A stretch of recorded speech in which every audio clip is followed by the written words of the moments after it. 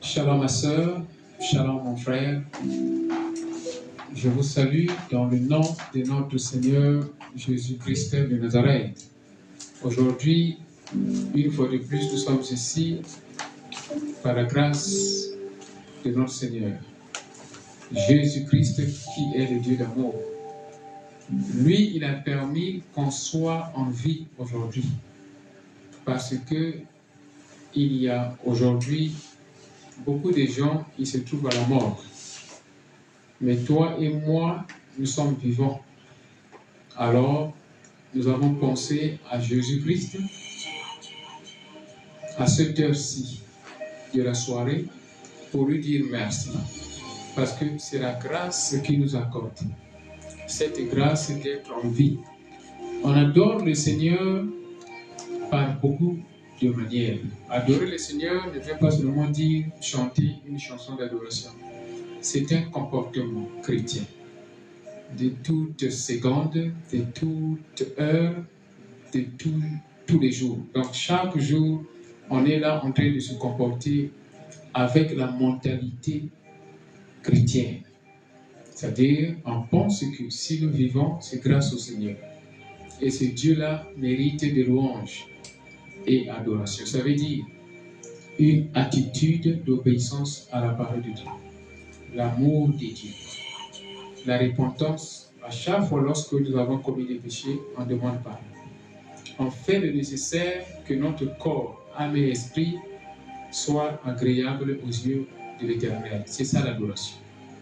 C'est une relation de sanctification, d'amitié, d'amour, d'obéissance avec le Seigneur. Alléluia. Sois connecté, ma soeur, mon frère. Et toi qui es ici, sois connecté. Toi qui es dans Facebook, sois connecté. Dans TikTok, sois connecté. Dans la radio Porte-Béine, sois connecté. Aujourd'hui, l'Éternel Dieu va encore nous bénir. Il va encore nous fortifier. C'est l'enseignement aujourd'hui, au moins de 30 minutes, par sa grâce. Alléluia. Alléluia. Sois connecté, ma soeur, mon frère. En même temps, tu prends la Bible pendant que nous sommes en train de méditer sur la présence de Dieu dans ton corps, dans ton âme, dans ton esprit. Médite sur la présence de Dieu. Tu prends la Bible, Matthieu chapitre 7, oui, de 12 à 14. Matthieu chapitre 7, de 12 à 14. Alléluia. Merci Seigneur Jésus-Christ. Merci Seigneur. Jésus Christ, Jésus, Jésus, Jésus, Jésus Christ, Jésus, Jésus, Jésus, le Dieu de guérison, ah, Jésus, le Dieu de délivrance, ah, Jésus, le Dieu de purification, ah, Jésus. Commence à voir l'amour de l'Éternel. Comment il t'a protégé depuis que tu étais né jusqu'à présent. Commence à voir l'amour du Seigneur. Comment il t'a protégé contre un accident. Commence à voir l'amour du Seigneur. Comment il t'a protégé contre la mort, les accidents, les calomnies. Oh Seigneur, commence à voir l'amour du Seigneur. Comment il a protégé tes enfants, même quand ils étaient malades. Tu as donné les médicaments, tu as prié, ils étaient guéris. Commence à voir cet amour du Seigneur qui est là, toujours, dans ta famille, dans ton mariage, malgré les problèmes, les difficultés. Mais vous êtes là en train de grandir, les enfants sont en train de grandir. Commence à voir cet amour-là. La maladie que tu avais reçue, tu en étais guéri. Alors cette même maladie, amener quelqu'un dans la mort. Oh, comment savoir cet amour? L'Éternel Dieu, il a dit, il établit une différence entre ceux qui le servent et ceux qui ne le servent pas. La différence est d'abord spirituelle. La différence est d'abord la grâce. La différence est cette grâce spéciale. Ce n'est pas l'argent, ce ne sont pas les voitures, mais cette grâce de recevoir ce que l'homme riche ne peut pas avoir. L'homme riche, il avait l'argent, mais il s'est trouvé à l'enfer. Mais l'homme pauvre, Lazare, il s'est trouvé dans les mains d'Abraham. Ça est là dans Luc chapitre 16. C'est ça la différence. Cette différence qui fait qu'on prie, on reçoit la guérison. Nous avons connu une sœur aujourd'hui. Il était là après l'opération de l'appendicite, 5 jours sans faire caca, 5 jours sans faire des gaz. On a seulement prié à peine là. Cette sœur, après la prière, elle a fait la diarrhée. C'est ça la grâce. Ça ne demande pas l'argent. C'est ça cette grâce-là. C'est cette grâce-là. Comment savoir cette grâce-là? La grâce de la protection divine. La grâce de l'élévation. De la promotion au travail, dans les affaires. Cette grâce-là. La grâce divine. Oh Jésus, merci. Merci Seigneur Jésus pour cette grâce. Merci Seigneur Jésus-Christ pour cette grâce. Merci Seigneur Jésus-Christ pour cette grâce. Merci pour le souffle de vie. Le souffle de vie. N'a souffle d'un bon côté. Eza ya ofele. Même matin naza na mbongo. Mbongo nanga eko somba oxygène ya lorate. Eza gratuit. Nazo respirer gratuitement Seigneur. C'est cette grâce-là que tu m'as accordée, mon Dieu, mon roi. Je dis merci, Papa. Merci, Jésus-Christ de Nazareth. Parce que nous sommes ici. Tu nous as donné le souffle de vie. Voilà pourquoi nous sommes ici pour te louer, pour t'adorer, pour te célébrer, Papa. Accepte, Papa, cette réunion. Accepte cette réunion, Seigneur. Que cette réunion puisse bénir quelqu'un en Europe, en Amérique, en Asie, au Congo-Kinshasa, en Afrique du Sud et partout, Seigneur. Jésus-Christ de Nazareth. Merci, Papa. Alléluia. Merci, Jésus-Christ. Merci, Seigneur Jésus-Christ. Merci, Seigneur Jésus-Christ. Alléluia. Jésus-Christ. Jésus.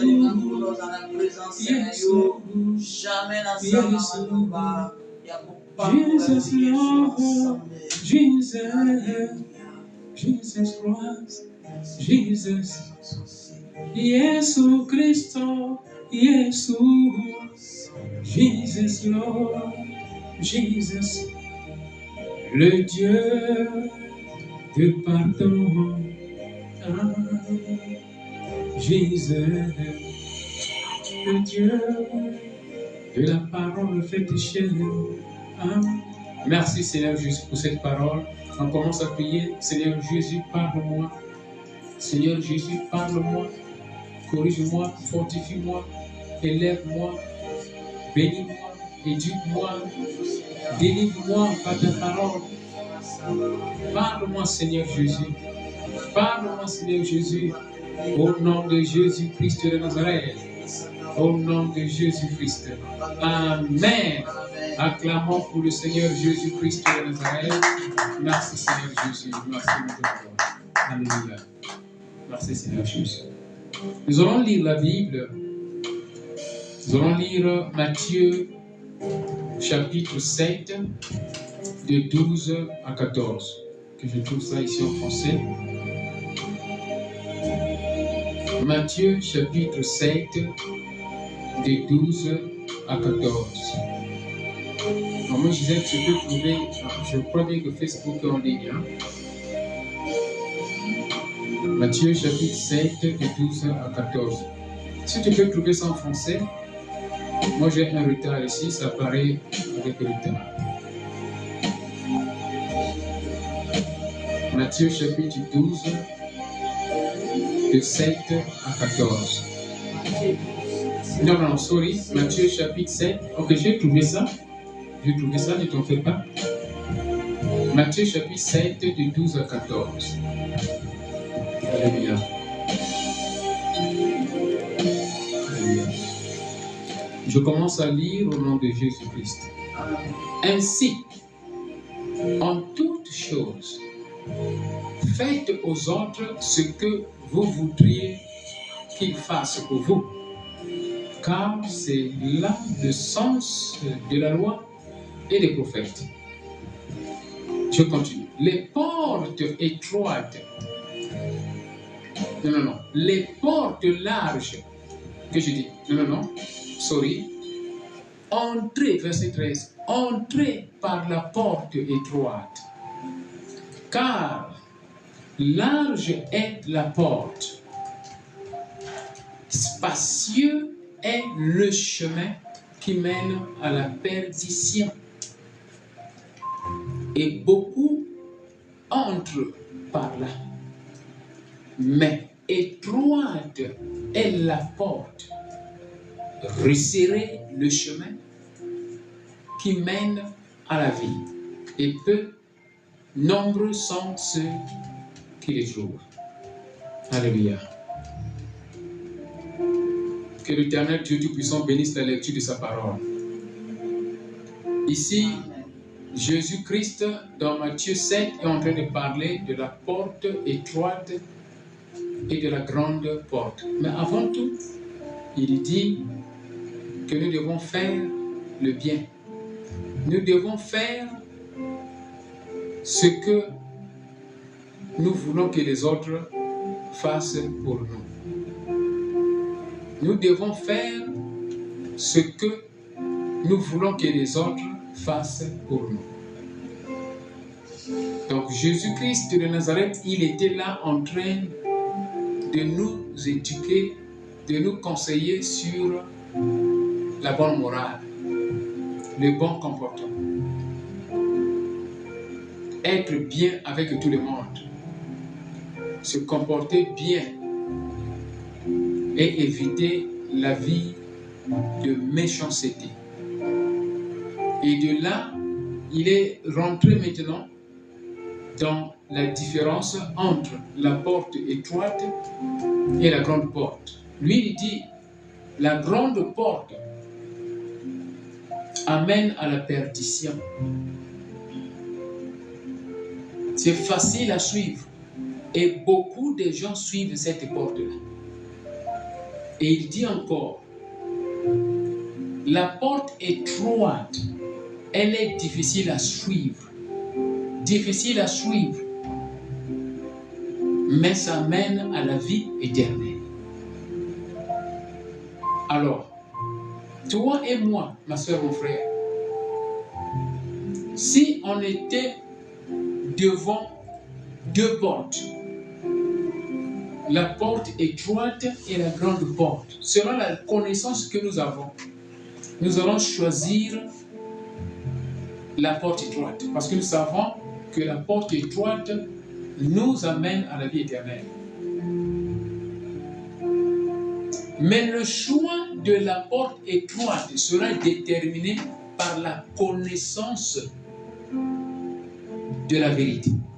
Si on ne connaît pas la vérité, si on ne sait pas que cette porte-là, c'est vraiment la porte étroite, on ne va pas suivre ça. Quelqu'un maintenant ici se pose la question, c'est quoi c'est la porte étroite?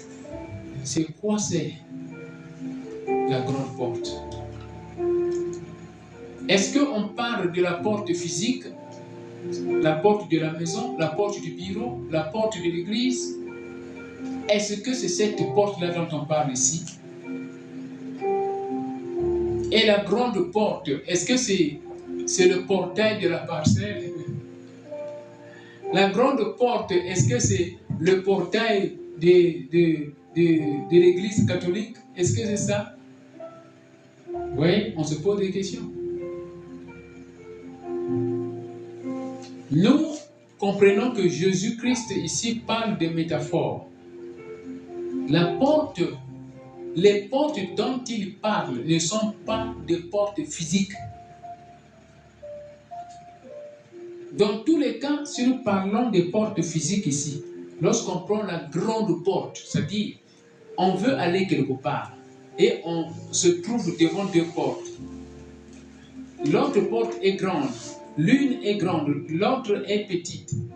Comme on est pressé, on aura tendance de suivre la grande porte parce qu'on veut rentrer, on veut parvenir. Généralement, nous suivons la porte qui est grande parce que ça va contenir beaucoup de gens. Mais la porte qui est petite, cette porte-là, ce serait difficile parce que les gens vont se faufiner, et ça sera saturé, ça serait difficile, c'est difficile. Donc les gens, généralement, suivent le chemin qui est facile, le chemin qui est propre, le chemin qui est vaste, qui a des lampadaires. C'est très facile de parcourir ce chemin-là. On peut voir le côté qui est mauvais. Pourquoi? Parce qu'il y a la lumière, tout est clair, tout est propre. Mais l'autre chemin qui est petit, qui est saturé par des épines, on ne va pas suivre ça. Jésus-Christ dit, la porte étroite est difficile à suivre, mais ça mène à la vie éternelle. La porte qui est grande, beaucoup de gens suivent cette porte-là, mais ça mène à la perdition. Alors, c'est quoi cette porte-là? Ça, c'est la question qu'on se pose ici. C'est quoi cette porte? C'est quoi c'est prophétiquement parlant? La grande porte et la petite porte. Veuillez s'il vous plaît envoyer des commentaires. Ici, nous tous aussi, on peut faire des commentaires. La grande porte, c'est quoi c'est finalement? Et la petite porte, c'est quoi c'est? Prophétiquement parlant. Ça, ce sont des métaphores. Parce que pour arriver à choisir soit la grande porte ou la petite porte, on doit savoir d'abord c'est quoi, c'est comment distinguer la petite porte, comment distinguer la grande porte. Ça, c'est important. Alors, que chacun de nous ouvre le micro, que chacun de nous puisse contribuer. C'est quoi c'est, comment distinguer d'abord c'est quoi c'est la grande porte, c'est quoi c'est la petite porte. Comment distinguer, comment identifier la grande porte, comment identifier la porte étroite, comment les identifier. C'est quoi c'est la grande porte, c'est quoi c'est la porte étroite, comment les identifier, c'est ça la question. Hello? J'attends ici. Oui, je vois la sœur Paléo veut dire quelque chose. Je ne sais pas si le son va sortir. Je n'ai pas utilisé le micro. Oui, la sœur Paléo. Je ne sais pas si le son va sortir. Bonsoir. Oui, bonsoir. Bonsoir, Daniel. Oui, bonsoir. Allô. Oui. Bonsoir, Daniel, tu m'entends? Oui, je vous entends. Oui, bonsoir. Très bien. Alors, pour moi, je dirais que la grande porte, c'est en fait, selon moi, c'est la porte qui correspond à... C'est la porte du monde. C'est la porte du monde, c'est la porte de nos désirs à nous, de nos envies. C'est la porte de nos besoins. Voilà, c'est la porte de tout ce que nous, on aimerait faire, en fait. Tout ce qui semble facile, en fait, d'accès pour nous. Tout ce qui peut nous sembler simple. Voilà. Et après, je dirais pour moi que la porte étroite, c'est en fait la porte qui va nous demander des efforts, des sacrifices, qui va nous demander de nous priver. En fait, c'est la porte qui mène à Dieu. Voilà. Donc, c'est la porte, en fait, pour moi, la porte étroite, c'est la porte qui n'est pas forcément la porte qui répond à nos besoins, à nos envies personnelles, mais c'est la porte en fait qui nous mène sur le chemin vers Dieu, le chemin du salut. Donc c'est une porte vraiment qui nous demande de faire des efforts, de faire des sacrifices et donc de nous priver. Voilà, c'est différent de la porte qui mène au monde. Oui, la sœur Paléo, veuillez résumer, ça fait du bruit là. Veuillez résumer un peu, veuillez encore résumer un peu l'idée, ça c'est important, veuillez résumer ça s'il vous plaît. Alors, ok, je répète du coup. En fait, donc, je disais que selon moi, la porte du monde, c'est la porte, la grande porte, c'est la porte du monde. Donc, c'est la porte, en fait, qui est facile d'accès, parce que c'est la porte qui répond à nos besoins, à nos désirs et à nos envies.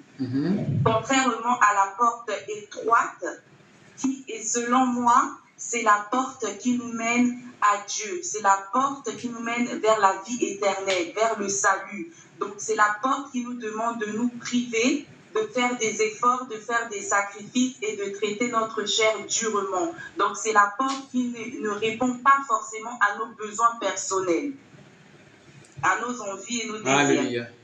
Alléluia. Alléluia. Merci beaucoup, la sœur Paléo. Ici, nous avons eu le commentaire de la sœur Paléo depuis la France, là-bas. Et je pense que vous avez compris. La sœur Paléo, dans sa contribution, elle présente la différence entre la grande porte et la petite porte, donc la porte étroite. Alors, cela est lié à nos besoins. La porte étroite, c'est une porte qui est difficile à suivre, mais cela nous amène à la vie éternelle. La porte étroite est difficile à suivre. Pourquoi? Parce que nous devons tuer notre corps, nous devons tuer nos désirs charnels, le désir de la chair. Alors lorsqu'on le fait, ça devient difficile, ce n'est pas facile. Alors nous devons comprendre ici donc la différence entre les deux portes. La grande porte, ces deux portes-là, ce ne sont pas des portes physiques telles qu'on peut le penser, non, ce sont des portes physiques, c'est-à-dire on voit la grande porte et la petite porte physiquement, non, ça c'est pas ça. Ce sont des métaphores, ça c'est spirituel. Donc, la grande porte représente quelque chose et la petite porte représente quelque chose. Mais cela, comme l'a souligné la sœur Paléo, cela est lié à notre vie spirituelle. Cela est lié à notre vie spirituelle. Alors, cela est lié au désir charnel et au désir de l'esprit. Au désir charnel et au désir de l'esprit. Alors, donc ça veut dire, les deux portes représentent ici l'Église, les deux types de l'Église de Jésus-Christ. Prenez note. Les deux types de l'Église de Jésus-Christ. Jésus-Christ a une seule Église. Mais au-dedans de cette Église-là, il y a ici ce qu'on appelle une Église qui est corrompue, mais qui parle de Jésus-Christ de Nazareth. Et une autre Église qui n'est pas corrompue, qui parle de Jésus-Christ. Donc, il y a deux Églises ici. Mais ce sont les Églises qui parlent de Jésus-Christ de Nazareth. Je présente ici les portes, ok? Les portails d'entrée. Donc la porte, la grande porte, représente ici le type d'église de Jésus-Christ qui ne tue pas les désirs charnels. Je vais donner des exemples. Dans ce genre d'église, vous allez voir, nous allons voir que le pasteur ne va pas se focaliser contre les désirs de la chair. Le pasteur va se focaliser sur les messages de motivation. Prenez note, parce que c'est difficile à connaître ça, mais le Saint-Esprit nous révèle ici les petites différences. C'est-à-dire, l'Église parle de Jésus-Christ, mais au-dedans de cette Église-là, vous allez comprendre que, on va comprendre que notre comportement ne change pas. La vie est facile. C'est-à-dire, la vie est facile. La vie spirituelle est facile. Apparemment, on voit que cette vie spirituelle est facile. On ne frappe pas le péché. On ne frappe pas le mauvais comportement. Chaque fois, le pasteur va prêcher en disant que toi, tu es béni. Toi, tu es un grand. Tu es un grand. Toi, tu as réussi déjà le combat à la croix du Calvaire. Jésus-Christ a longa bitumba pour toi. Il avait déjà gagné le combat pour toi. Rien ne va te faire du mal. Et tu partiras au paradis. Tu ne peux pas rater le paradis parce que tu as été déjà choisi. Ça, c'est le temps de grâce. Voilà les messages comme ça. C'est biblique. Mais vous allez voir que cette église va se focaliser sur ça. Et lorsque on commet le péché devient négligé. Tu vas avoir l'impression que le péché devient négligé. Suivez bien la différence. J'explique ici la grande porte. La grande porte, c'est l'église de Jésus-Christ, mais qui est contre Jésus-Christ. C'est une église qui parle de Jésus-Christ, mais contre Jésus-Christ. C'est-à-dire, il désobéit à la parole de Dieu de manière stratégique. De manière diplomatique, il désobéit à la parole de Dieu. Il parle de Jésus-Christ, mais il n'aime pas Jésus-Christ. Dans ces églises-là, les pasteurs présentent les messages. Généralement, ce sont des messages de motivation. Même quand la prophétie, tu vas recevoir la prophétie, tu vas toujours voir. Ce sera une prophétie qui va dire que tu es une bonne personne, mais les gens ne t'aiment pas. On va seulement te présenter le bon côté de ta vie.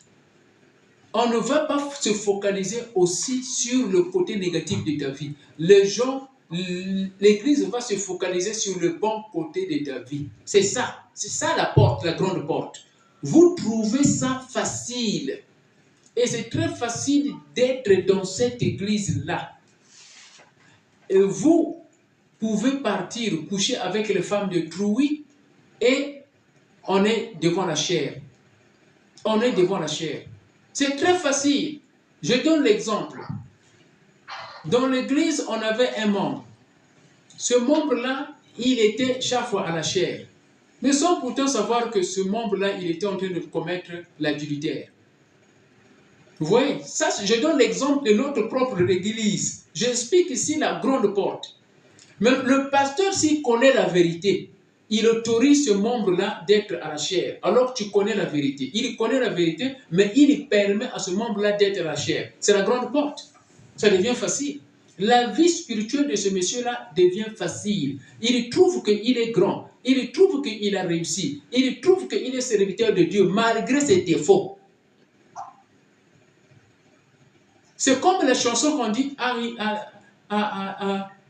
Alingangai kakandengue nazali. Ça, ce n'est pas biblique. Alinganga kakandenge nazali. Ça, c'est la grande porte. Si un serviteur de Dieu commence à dire Jésus-Christ, il m'a aimé tel que je suis, alors il faut se dire tel que tu es, est-ce que tu es bon? Mais si tu es mauvais et tu continues toujours à dire Jésus-Christ m'a aimé tel que je suis, c'est un problème. Il faut dire Jésus-Christ m'a aimé tel que j'étais. Nazalaki Mouhibi, Nazalaki Moubola. J'étais un coureur de jupons. Mais il m'avait aimé en ce temps-là. Et il a changé ma vie. Ça, c'est différent. Mais si on dit Jésus-Christ m'a aimé tel que je suis, c'est-à-dire il t'a aimé au passé. Donc ce que tu n'as pas changé. Ça, c'est la doctrine de la grande porte. J'explique ici la différence. Donc on comprend que la vie devient facile. Spirituellement parlant, la vie devient facile. Tu vas aller coucher avec l'homme de Trouy, on te donne beaucoup d'argent à la sortie de l'hôtel. L'argent là, tu dis que je dois payer ma dîme. Tu vas à l'église et tu payes la dîme. Tu trouves ça facile. Et le pasteur s'en fout. Même s'il connaît que ça c'est l'argent de l'adultère, tu es une femme et tu sors avec le mari de Trouy. Le mari, il sait, le pasteur, il sait que l'argent là, ça vient de ce monsieur-là. Lui, il prend. Il ne te corrige pas. Il ne te donne pas de conseils. C'est ça la grande porte. La grande porte, Jésus-Christ dit que c'est très facile à suivre cela. C'est très facile à suivre cela. Donc la grande porte, c'est le type d'église de Jésus-Christ qui c'est-à-dire qui ne met pas l'accent contre le désir charnel. Suivez ça bien. C'est le type d'église de Jésus-Christ qui ne met pas l'accent, c'est-à-dire l'accent contre le désir charnel. Je peux modifier ça ou reformuler ça. C'est-à-dire, il ne frappe pas sur le péché. Il ne frappe pas sur le mauvais comportement. Il ne frappe pas sur les mauvaises habitudes. Ça, c'est la grande porte. On trouve ça facile d'être dans cette église-là. Et généralement, l'église-là est remplie. Voilà, c'est ça. Je donnais l'exemple de notre propre église. Ce frère, il est à la chair, il prêche. Mais le pasteur, moi, je ne savais pas que non, il avait une autre femme. Et il vient à la chair. Tu vois l'abomination? Et en ce moment-là, lui, il trouvait ça normal. Et c'était facile, il était motivé. Mais dès lors que Dieu m'avait ouvert les yeux, j'ai vu prophétiquement, je l'ai appelé, je lui ai parlé, j'ai décrit la femme. Et il a accepté. Je lui ai dit, maintenant, tu ne vas plus monter à la chair, mais il faut rentrer dans la repentance. Là, le frère a fui l'église. Vous voyez, la porte devient étroite, difficile à suivre. C'est ce que la sœur Paléo a dit, ça devient un comportement. Le comportement devient difficile. Le comportement chrétien devient difficile. C'est ça la porte étroite. La porte étroite se focalise sur la vie de repentance, la vie de sanctification, la vie de pureté, l'obéissance à la parole de Dieu. Au fait, la porte étroite, c'est le type d'église qui te forme à savoir porter ta croix. Parce que Jésus-Christ a dit, si tu veux me suivre, porte ta croix. Donc chacun de nous a sa croix à porter. Or, cette croix à porter, ma soeur, mon frère, c'est quoi ça? Ce n'est pas la croix de Jésus-Christ physique. Non, la croix là, ce sont des responsabilités. La décision de faire mourir la chair, c'est une croix. Cette vie, la vie de ce monde, ma soeur, mon frère, elle est belle. Elle est belle. Moi, je sors de là. La vie de ce monde-là est belle. C'est-à-dire, tu t'habilles bien, tu t'habilles sexy, c'est bon. Apparemment, tu es satisfait corporellement parlant, charnellement, tu conduis une belle voiture. Tu vois pas que c'est très beau. Hein? Tu marches avec une belle femme, même si tu es marié, mais tu trouves une sœur très belle, comme Miss. Et vous marchez dans le chemin, et vous partez à l'hôtel, vous buvez la boisson, la nourriture, et vous rentrez dans le lit de l'hôtel. Vous ne voyez pas que c'est bon? C'est bon, c'est très beau et joli. Mais ça, c'est la vie charnelle. Maintenant, abandonner cette vie-là, c'est la croix que tu vas porter. Ah là là. La boisson, quand tu prends l'alcool, Skol, la boisson Skol, tu ne vois pas que c'est très bon? Hein? Mieux se font mieux, comme il a courage. Hein? Tu trouves une soeur dans le chemin, tu dis, chère, pis, ma soeur, oh, je t'aime. Parce que l'alcool est continu à tu vois pas que c'est beau? C'est très beau. Hein? Et ce genre-là, quand il nous regarde, il nous voit que on est déjà mort. Parce qu'on n'est plus dans cette vie-là, bien. Et quand ils nous regardent, ils disent qu'on est déjà mort.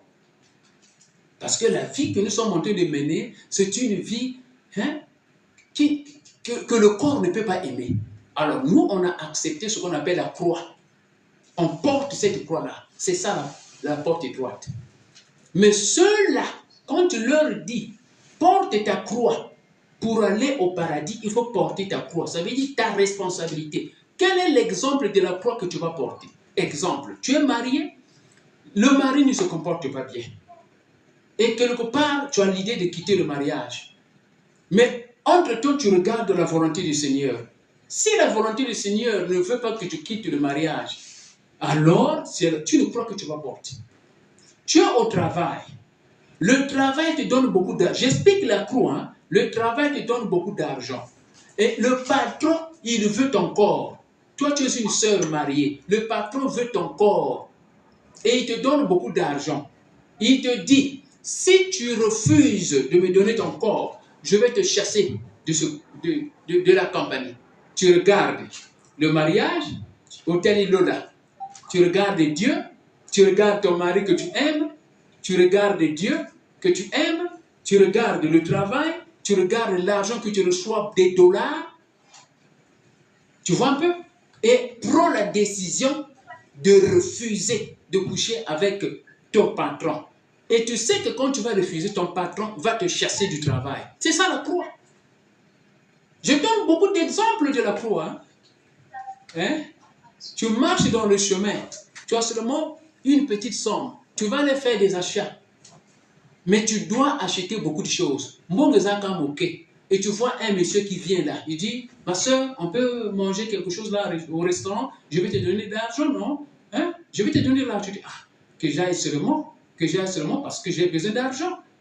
Quand tu le fais, la vie devient facile. Mais quand tu vas refuser, tu sais que quand tu refuses, tu n'auras pas d'argent et encore la nourriture sera petite. La vie devient difficile. C'est ça la croix. Au fait, il y a beaucoup d'exemples à donner sur la croix. Et c'est ça ce que Jésus-Christ dit. Si tu veux me suivre, il faut porter ta croix, ta responsabilité. Chacun de nous a sa croix. Ma croix est différente de la tienne.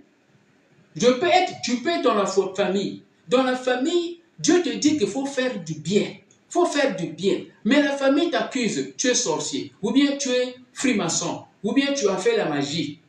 Mais toi, tu es en train d'aider la famille, mais on t'accuse que toi, tu es magicien. Maintenant, est-ce que tu vas arrêter de le faire quand tu vois la famille est en train de souffrir? C'est ça la croix.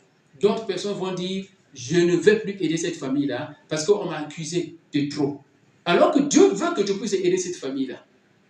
Quand tu vas fermer tes oreilles contre les moqueries et tu continues à aider ta pauvre famille, ça veut dire que tu as accepté la croix. Jésus-Christ, on s'est moqué de lui. À la croix de Calvaire, lui, il a porté sa croix. Ça veut dire, quelle est la croix qu'il a portée? Les injures, la malédiction, ok? La pauvreté, les maladies, la chicote, la salive, les pierres. Il a tout porté. Il n'avait pas dit, non, non, non, je change ma confession. Je ne suis plus enfant de Dieu. Je change ma confession. Parce que qui? Cette pierre-là. Non, non, non, je ne veux plus ça. Non, non, non, je ne veux arrêter. Je change ma confession. Non. Jésus-Christ avait porté sa croix. Donc, la porte étroite, c'est le type d'église qui te montre l'importance de mener la vie de sanctification. L'importance de mener la vie de pureté. L'importance de mener la vie d'amour avec les uns et les autres. L'obéissance à la parole de Dieu. Et la décision de crucifier ton corps. Ça, c'est l'église de la porte étroite. Ça, c'est l'église de la porte étroite. Donc, les deux portes ici, pour terminer, représentent ici deux types d'églises de Jésus-Christ. Une église qui présente la parole de Dieu non corrompue et une autre église qui présente la parole de Jésus-Christ mais qui est corrompue. Une parole de Dieu corrompue. Ça veut dire, c'est la grande porte. Cette grande porte-là, ou cette grande église-là, est facile à suivre. Je donne l'exemple ici de la vision que j'avais eue, la vision de l'arc-en-ciel. Il y en a ceux qui connaissent ça, la vision de l'arc-en-ciel. Je crois bien que c'était en 2018-2019, où j'ai vu Jésus-Christ venir du ciel, et Jésus-Christ était sur l'arc-en-ciel. L'arc-en-ciel a beaucoup de couleurs, peut-être 6 ou 7, je ne sais pas, mais je voyais beaucoup de couleurs. Et je vois l'arc-en-ciel, c'est-à-dire, l'arc-en-ciel traversait les églises, c'est-à-dire passait sur les églises. Et je dis, Seigneur, mais pourquoi l'arc-en-ciel? Lui, il est au-dessus de l'arc-en-ciel, il fait conduire l'arc-en-ciel, il conduit l'arc-en-ciel. Je dis, Seigneur, pourquoi l'arc-en-ciel est en train de traverser les églises? Il dit, l'heure est arrivée. Je suis en train de scanner les églises. Suivez, je suis en train de scanner les églises, c'est-à-dire évaluer les églises. Alors, maintenant, je vois l'arc-en-ciel là passer sur les églises, et c'était des grandes églises. Ici, l'arc-en-ciel est dans la ville, dans une ville ou dans les villes. Mais il passe sur les grandes églises, les méga-churches, les méga-églises, et la couleur de l'arc-en-ciel était maintenant... L'arc-en-ciel a beaucoup de couleurs, mais la couleur rouge de l'arc-en-ciel dominait les autres couleurs. quand l'arc-en-ciel était sur ces églises, la couleur rouge de l'arc-en-ciel dominait les autres couleurs. Et je dis, Seigneur, pourquoi la couleur rouge domine? Jésus-Christ y répond. Il dit, la couleur rouge domine, ça veut dire le scannage, l'évaluation, l'analyse montre que ces églises-là sont déjà corrompues. Donc c'est là où j'avais compris que la couleur rouge ici représente le côté négatif et le côté positif. Ça dépend du contenu de votre rêve. Donc la couleur rouge représente le sang de culpabilité comme le sang d'Abel. Et la couleur rouge aussi représente le sang de Jésus-Christ qui veut dire délivrance, protection, salut. Vous voyez un peu? Donc c'est ça. Il dit, ici ces églises-là ont, c'est-à-dire, sont dans le péché. Voilà pourquoi l'arc-en-ciel a la couleur rouge. Regarde, l'arc-en-ciel, je vois, fait un demi-tour et l'arc-en-ciel va au village. Je ne dis pas que la petite porte ou la porte étroite est toujours au village. Ce n'est pas ce que je veux dire ici. Ça, c'est prophétique, c'est des symboles. Donc, l'arc-en-ciel est allé au village et je vois une brousse et une petite église au milieu de la brousse. Et ils venaient de finir leur école de dimanche, service de dimanche, et je voyais des enfants qui jouaient au bord. C'est-à-dire, c'est une petite cour où les enfants jouaient. Et je voyais les parents dans les petites réunions, 2 à 2, comme ça, parce qu'ils venaient de terminer le service. Je vois l'arc-en-ciel sur cette église-là, et la couleur de l'arc-en-ciel était maintenant verte. Donc, la couleur verte dominait maintenant toutes les autres couleurs de l'arc-en-ciel. J'ai dit, Seigneur, mais pourquoi ici la couleur est verte? Il dit, oui, ça c'est l'ancien évangile. Cette église-là, je suis très content. Pourquoi? Parce que l'évangile ici, c'est propre, c'est originel, c'est pas corrompu. Vous voyez? C'est ça ce que ça veut dire. Alors, cette porte étroite ne veut pas dire que l'église doit être petite. C'est pas ce que ça veut dire. Parce que dans la vision, l'église était petite. Non. L'église peut être une grande église, mais c'est une porte étroite. C'est une porte étroite, pourquoi? Parce que cette église est identifiée par la doctrine, le contenu du message et la vie spirituelle de l'ange de l'église. C'est une porte étroite. L'église peut être une grande église, j'explique bien, ça peut être une grande église, mais c'est une porte étroite. Parce que les gens pensent que la meilleure église, c'est seulement une petite église. Non, l'église peut être une grande église, mais une porte étroite. C'est dans la qualité du message. C'est ça la porte étroite. La qualité du message présente la difficulté charnelle d'obéir à la parole de Dieu. Vous voyez la différence? Vous voyez un peu? La qualité du message ici présente la difficulté charnelle d'obéir au message. C'est-à-dire le message apparemment est difficile à obéir. Ok? Charnellement. Spirituellement c'est facile, mais charnellement ça sera difficile à obéir à ce message-là. C'est ça la porte étroite. Lorsqu'on dit éviter l'adultère, toi tu fais l'adultère. Vous ne voyez pas que c'est difficile? C'est difficile à quitter la vie de l'adultère? C'est difficile. Ça, c'est la porte étroite. Lorsqu'on dit ne volez pas, mais toi tu as l'habitude de voler. Maintenant tu es dans une telle église et tu arrêtes de voler. Ça veut dire que ce n'est pas facile. C'est difficile. Quand on dit soyez soumise à votre mari, soyez soumise à votre mari, mais le mari ne te respecte pas. Mais on te dit dans cette église, sois soumise. Tu vois pas que ce n'est pas facile? C'est difficile.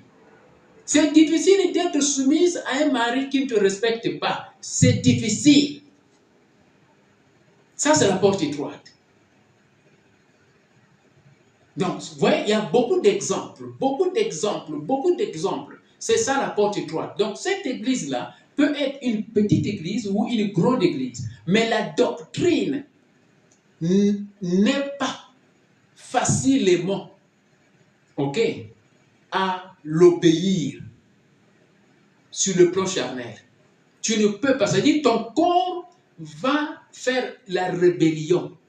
Le désir de la chair va faire la rébellion. Ça ne sera pas facile d'obéir au message de cette église-là, qui est l'église de la porte étroite. Ton corps charnel, ton désir charnel, trouvera ça difficile. Tu portes souvent des pantalons sexy, toi tu es une femme. Et tu rentres dans une église, on te dit que ça c'est pas bon. Tu vas conduire les hommes à l'adultère. Évite ça. Mais toi, tu as l'habitude de porter des pantalons qui attirent les hommes. Et regarde un peu. C'est pas facile, ma chère sœur. C'est pas facile, mon cher frère. C'est pas facile. Tu es habitué. On te dit arrête ça, arrête ça. Ça, c'est la croix. Ça, c'est l'église de la porte étroite. Généralement, les gens fuient. Maintenant, la grande porte, pour terminer ici, c'est cette église-là, là où le péché, est camouflé.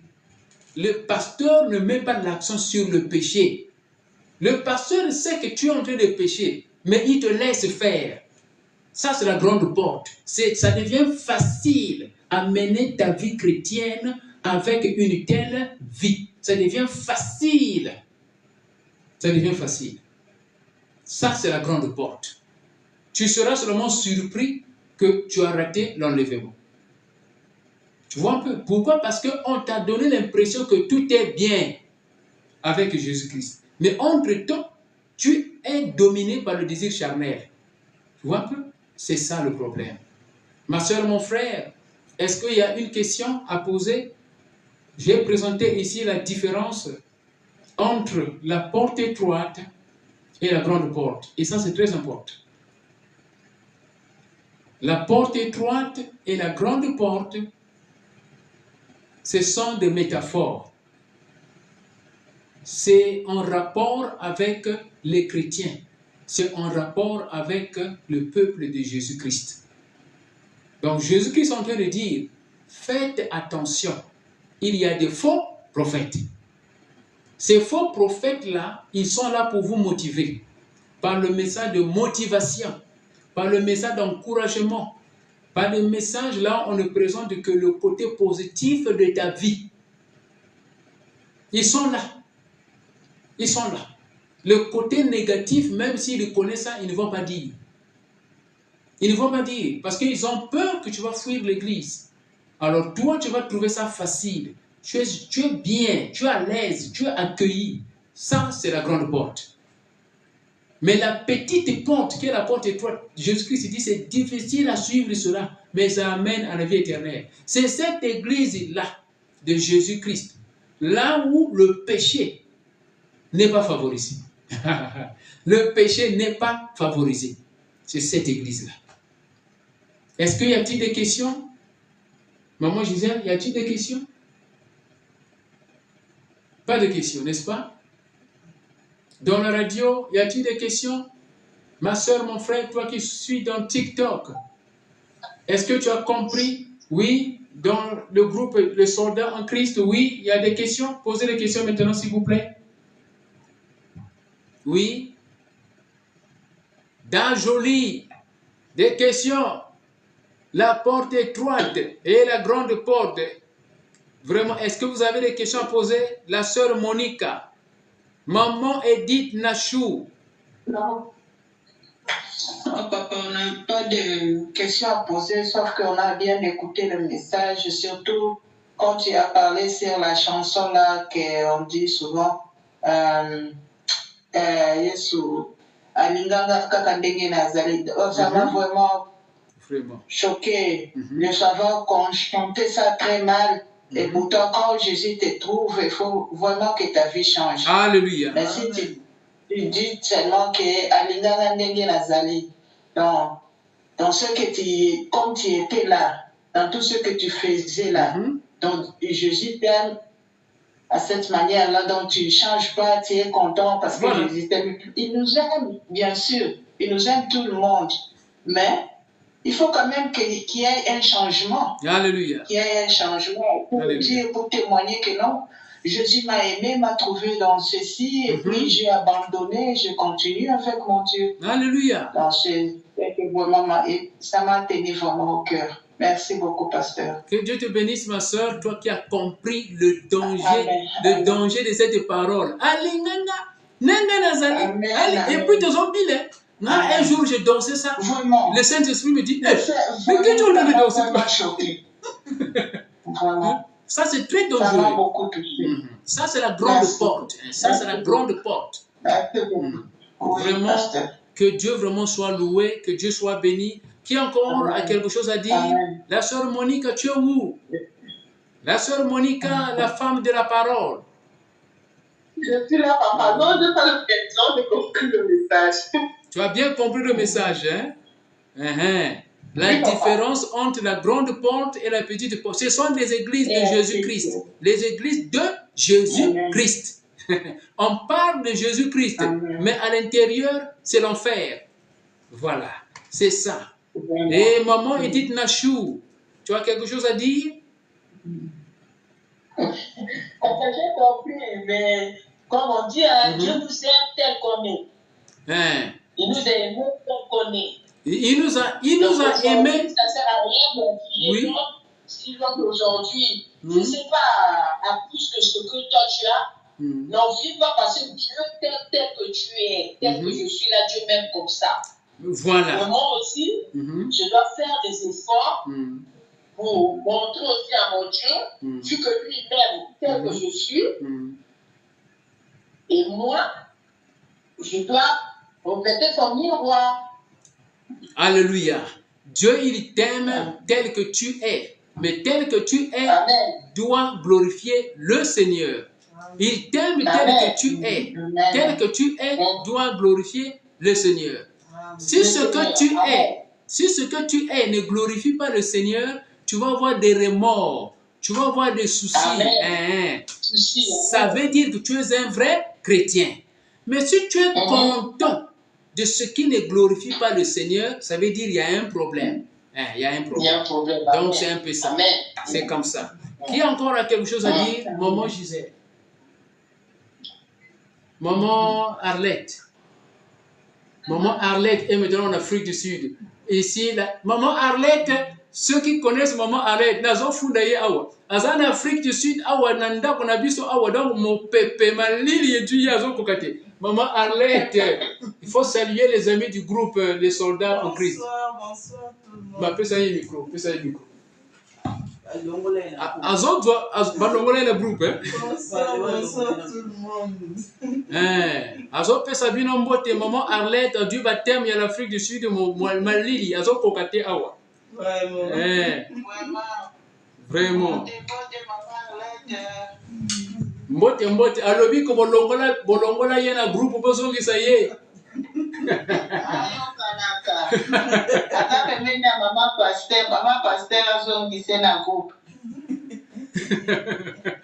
Alléluia, alléluia. Nous avons donc terminé. La sœur Monica, tu peux faire la prière de clôture, s'il vous plaît?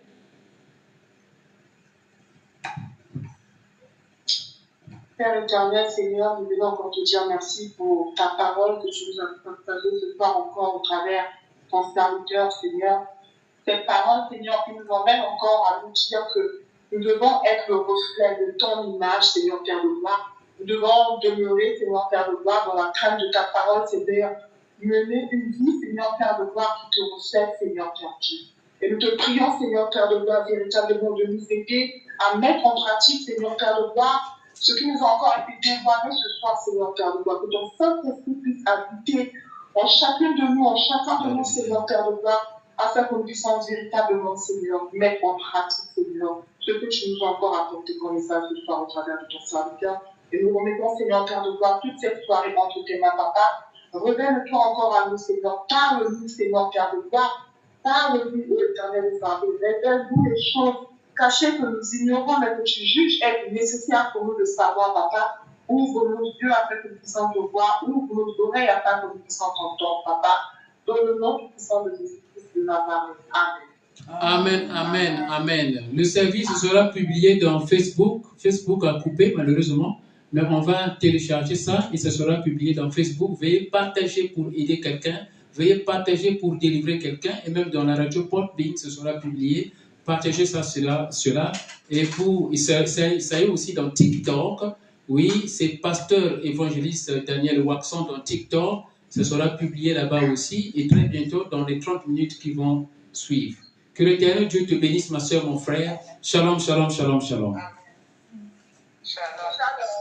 Shalom.